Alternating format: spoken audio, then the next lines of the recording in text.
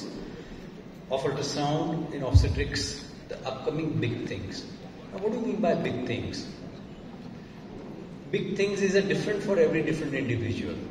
Anything which I am not doing, if I start doing, it is big thing for me. Am I right? So big thing, that definition is variable.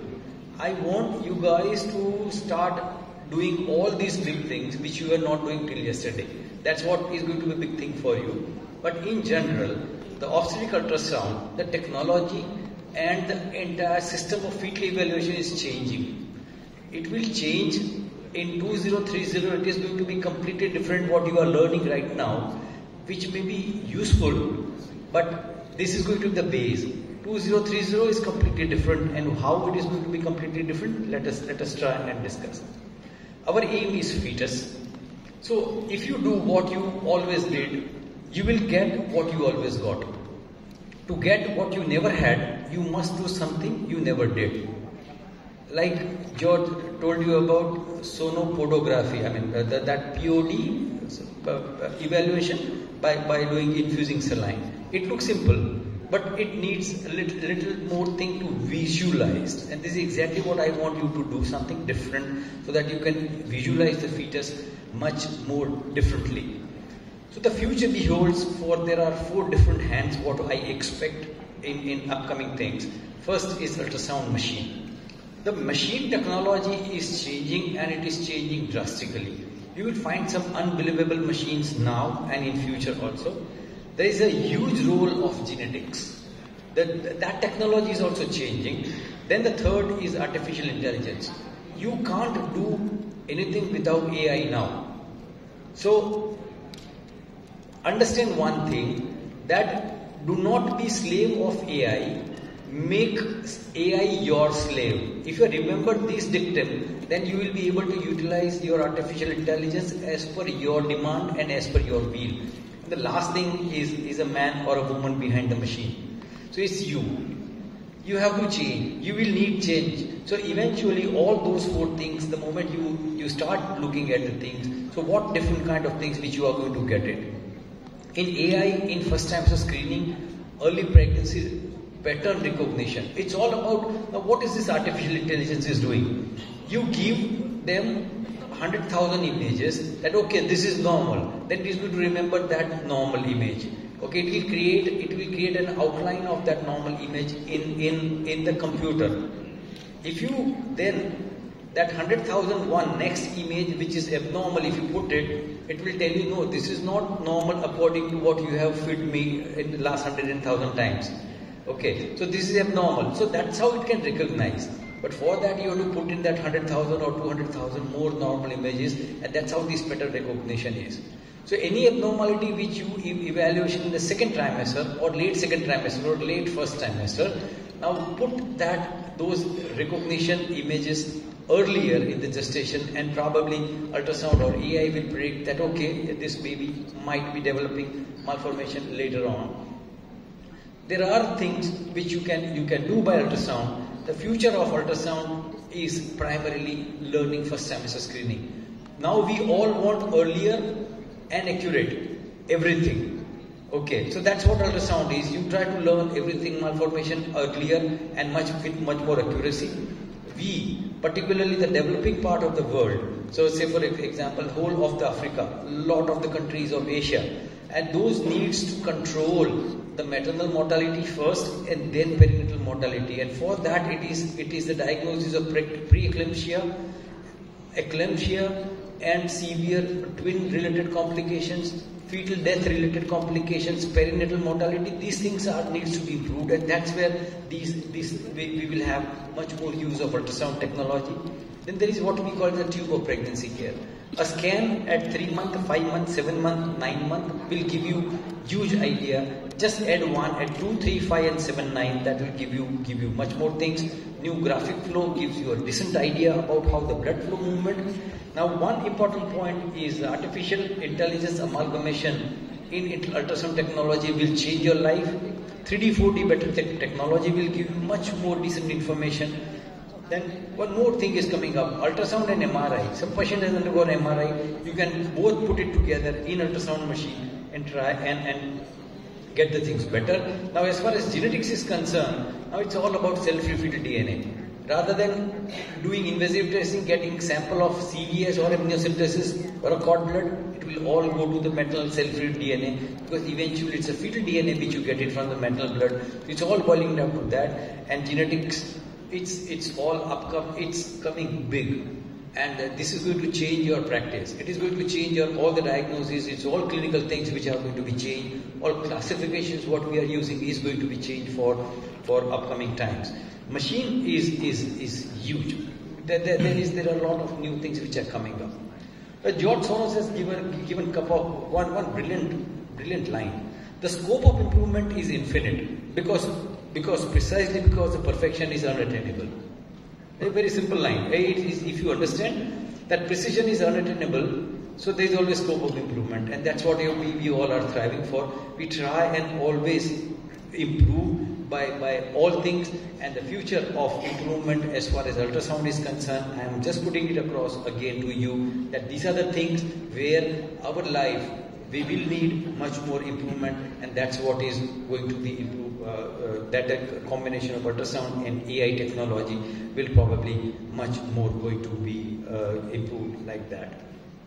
So let me just giving it across to you that I have put it across. If I want a brilliant images like on ultrasound machine, that okay, these are the things I want to identify. I want to get the machine. I need to use the more recent probe, more recent machines, and using it appropriately, I'll get such a good 4-chamber view, which is I'm getting here. Outflows, venous channels. There are all the complete azygous arch which is visible, the thigh box which is visible, pulmonary veins which are vessels which are visible. All you can identify by better technology, better things, much better things like that. Now, also AI. Now, at the moment, even today, in my ultrasound machine or the machine which are there, where we are using the AI, one is photobiometry. The machine is going to capture your good images.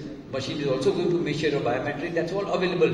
It's easy. You can measure your NT. That's what it is there. Machine will pick up that, okay, this is BPD. It has measured all those things, which is all okay. So notice that while doing the scan, the machine, we have made the machine learn so much that appropriate image it is going to take, it is going to store, and it is also going to do a biometry.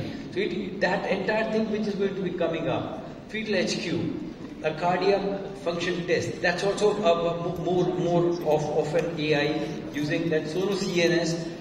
Take one good sweep of 3D. It is going to take all 3 orthogonal planes like a transventricular, transthalamic and a mid-systatic section. It is going to take all biometries. It is going to give you everything right there by just taking one sweep. That's all what you are already, you are there. They are doing all these things. But upcoming thing is the tele-ultrasound. So if you find some malformation here in the fetal heart, you can call me and say, okay, just look at my scan, what kind of malformation is, and I can switch on my computer, I can go into your machine and I can say, okay, it is this malformation, and that's how the diagnosis is. It is not far away. You can do it with the interface, and in future you can show me directly. That's what is coming up. That's what the tele-ultrasound which is coming up. AI for much important point is how the fetal organs is developed. Say for the brain, whatever brain it is developed right now, is it going to be developed appropriately? That's what it is going to come up in the near future. Genetic is, of course, genetic therapy, gene therapy, and everything is beyond the scope of right now. But it will go way beyond of NIPT, karyotype, RACGH, whole exome sequencing, MLPA, that is polymerase chain reaction, and many more. It will come to whole exome sequencing first, and then whole genome, and then that's how it is going to be changed drastically, completely. Karyotype is going to die, double marker is going to die, PAPA-free beta-HC, they are going to die, quadruple marker is going to die, because these tests, these are the basic tests which are going to die. I tell you, including the microarray which is also going to die. It will be taken over by whole genome sequencing. That as a first test we will recommend maybe after a couple of years. That's what is going to come across. Then of course, man behind the machine, you will have to update yourself. Because what machine will do, machine will collect a lot of data. Your brain will have to analyze those data. And you'll have to come across that, okay, what this data wants to tell us and how to interpret those and what is going to be the future for that. Then remote capturing data. As I told you, you are doing scan, I can report it, I can have a look at some different place. More data storage will be required, more speed of the data which is going to be required. There are a lot many improvement in us which will be required after that. One of the important point is prenatal fetal intervention. Loads of new interventions which are coming up in the pipeline. It is not CVS, amnio, cordocentesis, transfusion, fetoscopy, laser, or a bipolar cord coagulation. There are many fetal therapy and fetal surgeries which are going to be coming up in the pipeline, which are there in the pipeline, and eventually you will have to go through that. Early fetal evaluation, now it boils down to this. At 6 weeks, this is a 7 week 3 days, CRL 14 mm. Okay, you can see the fetal spine, which is normal. Back is absolutely fine. So I'll start doing fetal evaluation of the spine right that at 6 weeks of the gestation. Again, at same gestation, I know that this is the brain, all vesicle development. I can identify those things are normal. This is 8-week scan. I know that this is an axial section. This is the third ventricle, lateral ventricles. I have ruled out holoprosencephaly, and I have ruled out many major lethal malformation of the brain right at 8 weeks of the gestation. So this is what is going to come up, and not about this nuchal, nasal bone and the routine things about aneuploidy, but eventually it will boil down to more detailed evaluation of the fetal mid-sagittal section, and from this only CRL you will have loads of information. Let me tell you that only in one good CRL you have information about the nasal bone, good cleft lip and the palate, good palate which is going to be there, frontal bossing which is not there. You will have much more detail about the thalamus, which shape is quite good. The development of the corpus callosum, which is quite here. You can rule out the open spinal bifida by looking at intracranial lucency. You can rule out some of the aneuploidies, possible trisomies by looking at a good nuchal translucency. Look at the neck, look at the thorax, look at the abdomen, insertion. One good section, one good image gives you loads of information. So many malformations you can rule out only by looking at one good section. So that's what is coming up, a big thing which is coming up, and the simple thing about this nuchal translucency. You know that nuchal translucency which is normal. This appears more, but how much more is more? To remember what is normal nuchal translucency, we have formulated a thumb rule. Whatever you have measured a CRL, say for example CRL is 70 millimeter, then just prefix 1. 1.70 is normal. If the nuchal is like 2.7, if you have to prefix 2 to your CRL, that is 95th centile. And if you have to prefix 3 to your CRL, that is above 99 centile, and you need invasive testing.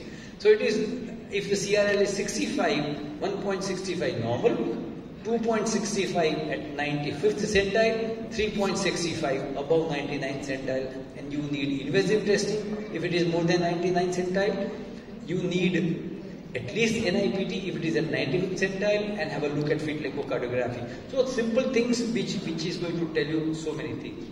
A basic algorithm of a first trimester screening is going to be like this, and this is what I expect at least very near future. So it doesn't give only about the CRL, but the abnormalities of CRL, a 4 axial section of the brain which tells you lots of information. Our paper on a choroid bar, which is I'll discuss it tomorrow while development, where I'm going to discuss about the neurodevelopment, so I will discuss that. 4-chamber view, 3-vessel view, abdominal circumference, cord insertion, bladder, and 3-vessel view, both the limbs, both upper arm, cervical length, uterine artery Doppler, and in case of a monochorionic or a dichorionic twin pregnancy, you have to identify.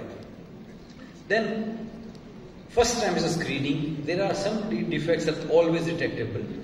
There are some defects which are always undetectable. Things are very clear. But the thing is that what is upcoming things? And there are some defects which are possibly detectable. like ACC and ventriculomegaly should go into the possible detectable region, and all these malformations which are right now in a category of possibility of diagnosis, it will all convert into yes, you can diagnose. That's what upcoming things, and I should be able to diagnose all posterior fossa defect, all spina bifida defect. I should be able to identify all renal defect, renal agenesis, then cardiac defects, skeletal hyperdysplasia, diaphragmatic hernia, ACC and ventriculomegaly. This is what upcoming things is, and you should be able to identify all of them. There are 5 sections of the brain which I always put it across, which is upcoming thing, and that's the reason I put it across in this category, that you have to have axial through both your choroid plexus. This is what is typically known as butterfly sign. You have seen the midline falls, butterfly. You can see that, okay, these things are fine. You should see the cerebral cortex. You should see the skull bone. You should see the gap, which is a suture line. Look at the thalamus. Shape of the thalamus should be like this. It should not be parallel. Look at this is what you have. This is where the aqueduct is to parallel line. Then look at the cerebellum and look at the white line. This white line is choroid bar, and when you turn in a mid-sagittal space, and this is what the area of the development of corpus callosum. If you don't find this cystic structure, your corpus callosum agenesis is likely to happen. And also look at the pericallosal artery, which will be small is a pericallosal artery, and that's what you will have. I'm just giving you the same ultrasound clip to show you and how these things can be detected. So our 2 good papers of how to look for the upcoming new things are along with the choroid bar. Me and Dario has given this choroid bar, and it is easier to diagnose posterior fossa malformation right there in the first trimester. And along with the Rui and the Gustavo Malinger, we created a paper for early second trimester 3-dimensional transvaginal scan for diagnosis of posterior fossa and the midbrain. That's what we have come across for that part of the thing. So new things which I would like to tell you, that in the second trimester, things which are new and which will change your system is going to be only one axial section evaluation. To make sure that you have learned the art of only axial section fitting neurosonogram. I think tomorrow there is a talk, so I will not go into the detail, but simple thing is like what is required. As I told you, what is the sono CNS. This is how it is done. You go to the transventricular plane or a transthalamic plane. You switch on the 3D. It is going to take a 3D sweep, just like this. It has taken a 3D sweep, and now when I switch analyze, it is going to give me all three structures right at the same time. And when I ask them to measure the things, it is going to give you all sorts of different measurements. The machine is all taking out different alignment on its own, and when I ask them to measure the things, it is going to take all the measurements just like that, like a BPD, HC, cisterna magna, posterior fossa, cerebellum, and it tells me that okay, this is the biometry. So it's one sweep for 5 seconds or 7.5 seconds will give you all fetal biometry. That is what is all which will be done. Your new AI technology will give you some brilliant images like this. A good ultrasound technique will give you just like an MRI. I'm just putting it across to compare all autopsy images, just to compare, so that you can compare those things. And if you use your volume technology 3D, then the same rate will give you such a detailed reporting. And I probably want you to understand one thing about the corpus callosum evaluation. It's like you can have some brilliant corpus callosum. This is normal, this is partial, and this is complete agenesis of the corpus callosum, which you can always put it across. These are the new machine which gives you such a brilliant image of the corpus callosum. You can see it directly from that. This is again one more new image of the corpus callosum malformation. So you can reach the unreached brain. The part of the fetal brain which was unreached by us, now you can reach there. One more thing is about hippocampus and the full limbic system.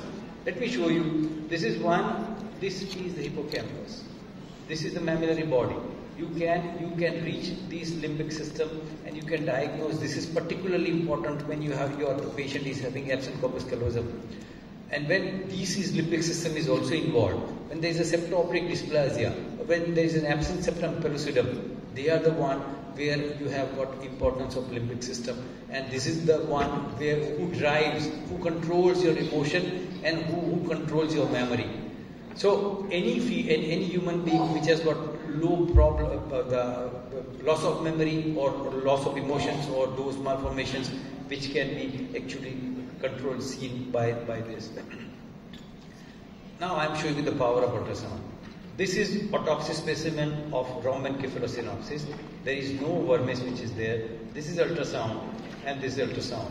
It can give you precise, exact reproduction of autopsy image into the ultrasound on the machine.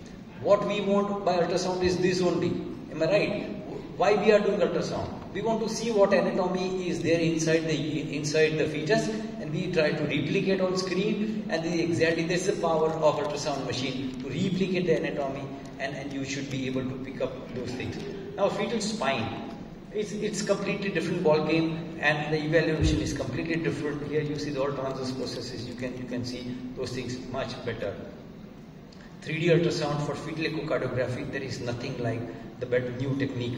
I am just putting it across, like comparing all autopsy specimen here. I am just putting it across the autopsy. This is the ultrasound, all 4D, this is all 4-chamber view heart. Look at a 4-chamber view. Thus inside the chamber, even if you don't want to see anything, still ultrasound shows you everything.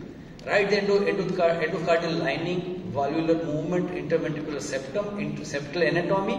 Even if you don't want to see, the fetus shows you everything. Same way with the arch outflows. So even if you don't want to see, the fetus tells you that, okay, look, this is what is there, and you should be able to identify everything right there. So from there you should be having just one good clip will tell you that, okay, you are having diastole, beginning of systole, crossing of outflow tract. I know the fetal heart is normal.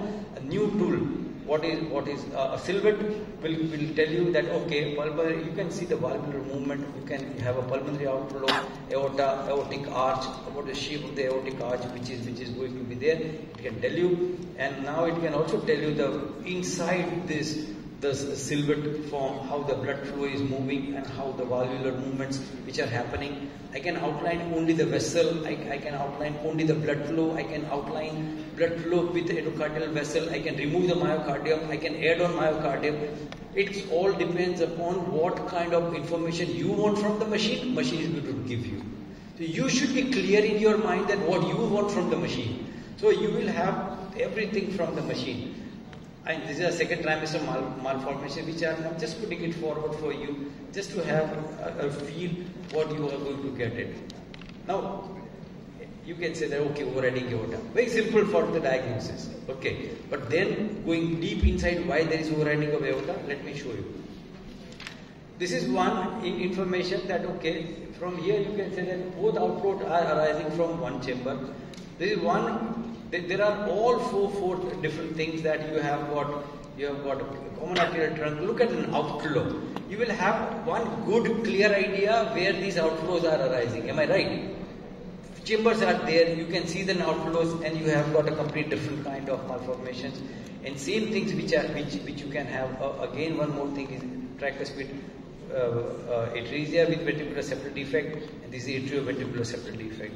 You have a gross picture immediately in front of you to see those malformations. So that's what is all idea about these are the chamber malformation. I can go and showing you the things. Now new things are, this is one thing which we could reproduce from the machine, that you have got a lot of different things which happens from the machine is new color contrast which we have developed. Like you look at a red and yellow color. This is all again the ultrasound, and the ultrasound machine will give you that this is the better way of getting the contrast.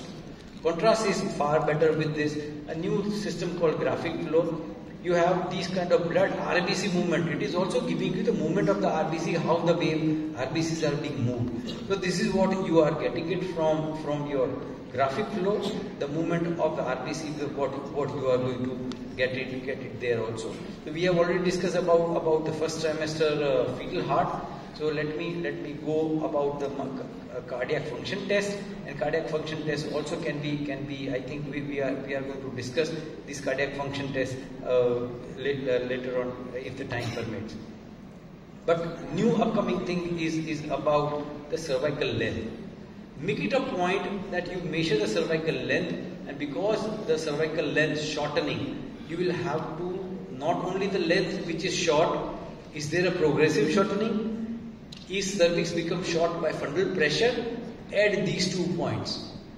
Because of the mechanical incompetence, fundal pressure will change everything, and also progressive shortening. In the first trimester, if the length was 35 mm, in the second trimester, if the length from 35 it has become 28, it is a progressive shortening. You need that baby needs some intervention, and that is what is important. As I told you, like I will always add on this progressive shortening to my criteria. Now, what is new upcoming thing in as far as first trimester is concerned? Is going to be early anomaly scan with NIPT, with PLGF, cervical length, and early fetal echocardiography. This is the future of 20. Today is 2025. By 2026, 27, I can tell you, even in Indonesia, you all will be doing this if you start learning this thing. It's easier to pick up early malformation, early intervention for preventing preeclampsia, early prevention of preterm birth. That's what you can do it right now. I do not want you to learn all entire art of new skill, new technology, new machines, everything new. Impossible thing. But whatever machine you are having right now, whatever approach you are doing, these 2 things you can change it to tomorrow morning also. A cervical length, that's what you can predict. You can add on progressive shortening, you can add fundal pressure, and second important point is uterine artery Doppler in the first trimester. If she is high risk of developing preeclampsia, add on echosprin 150 mg at bedtime. You can prevent early severe preeclampsia. That's what is quite detrimental or quite hazardous to the mother as well as to the baby. So that's what an early anomaly scan at 14 weeks. All lethal malformations which are not compatible with life should be diagnosed by 14 weeks. That should be the rule. All, you name it, we can diagnose it. All lethal malformation which are not compatible with life should be able to diagnose that. Era of NIPT in future, NIPT and whole exome and whole genome sequencing from NIPT will give you the whole idea, and that's what is required, and this is what the algorithm which we follow right now, and you should be able to, I think you will be able to do it, and that's how the things are going to be there.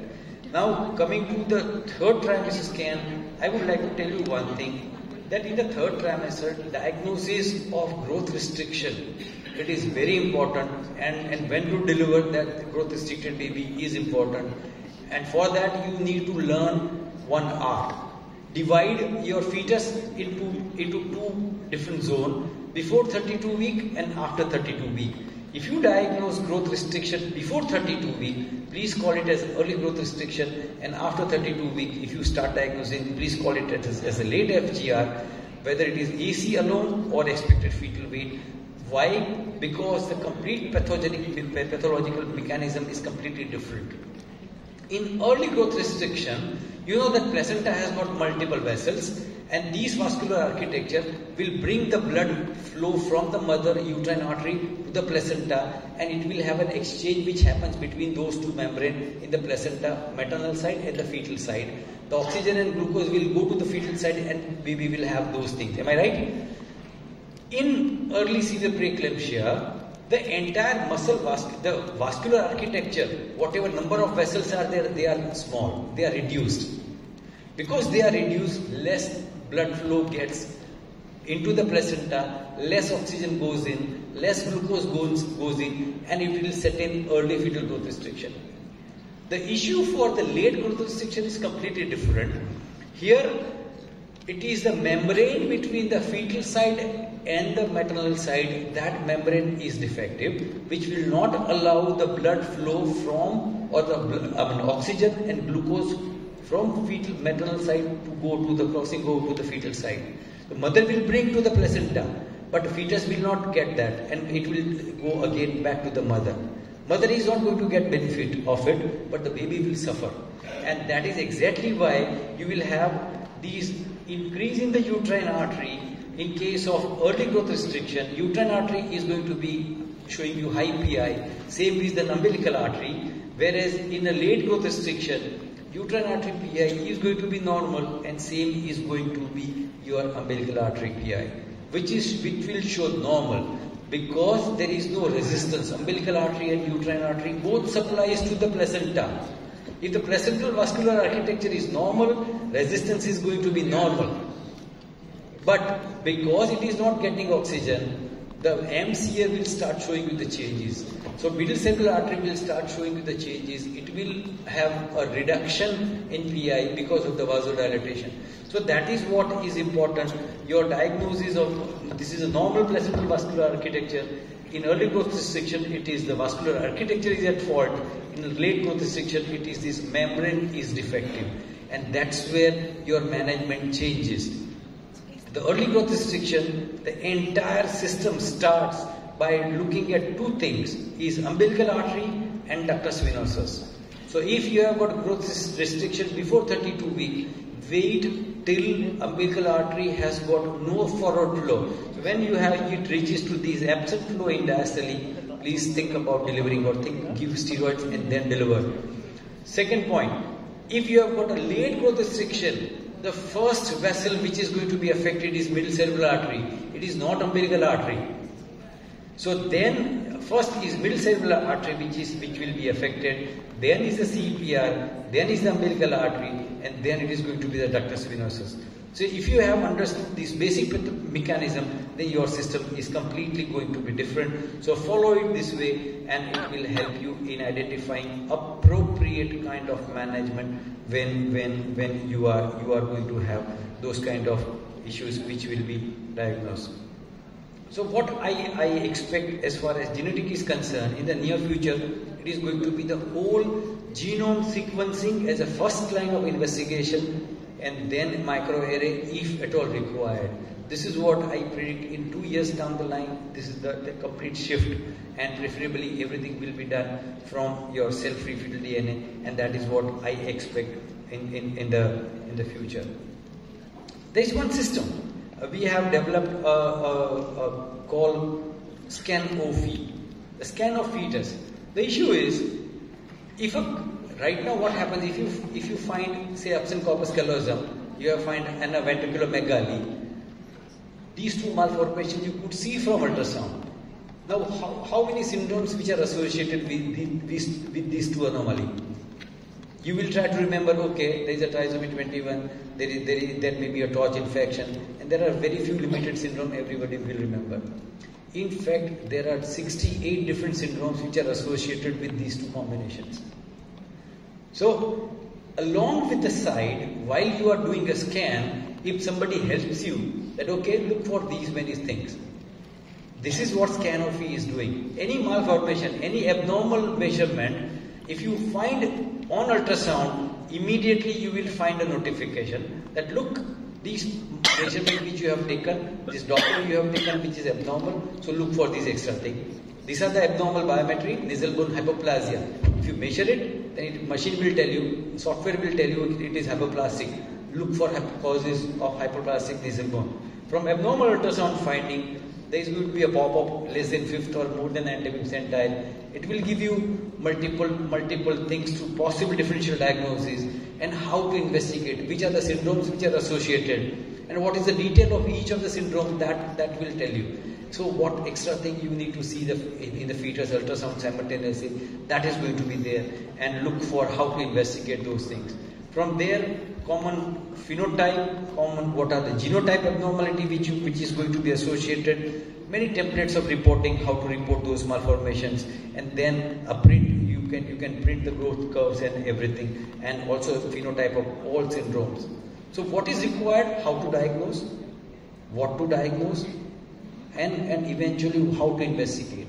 Everything as a clinician, what is required, which is right at your fingertips, on the side of the machine in a tablet like iPad or something, which is like on your side of the machine. You can go right, tuck.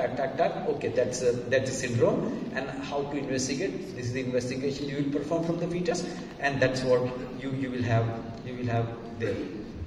So,